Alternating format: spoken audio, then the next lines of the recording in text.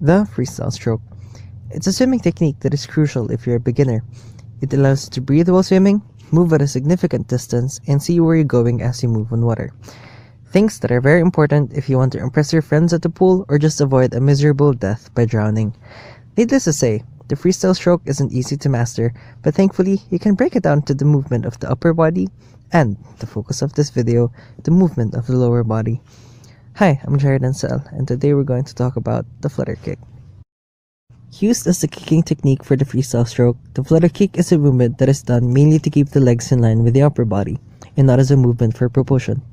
To put it simply, its main goal isn't to push you forward, but rather keep your body straight so that you would keep floating as you swim.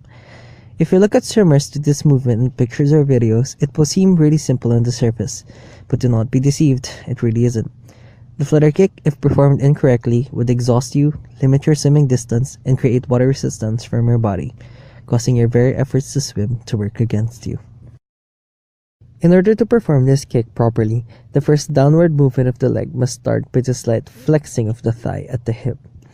It will be followed by the slight bending of the knee, and then the downward movement of the foot on the water. Remember to keep your toes pointed while doing this. As you move your leg down, move your other leg up, also keeping its toes pointed, and prepare to kick down the water with it in the same way. Keep doing this up and down movement, and remember that your kicks must be quick yet small, focusing on its form rather than its power.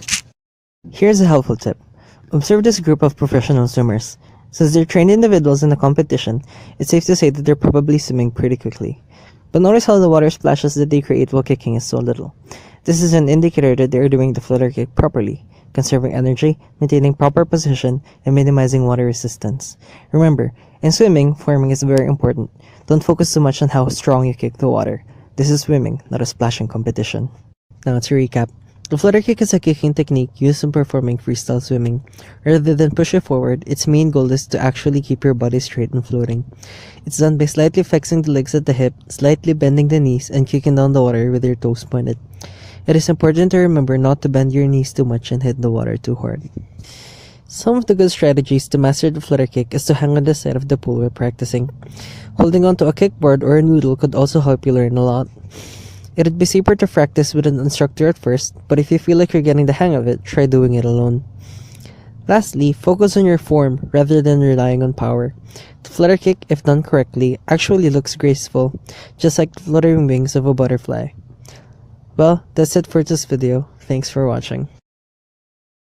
Created using Powtoon.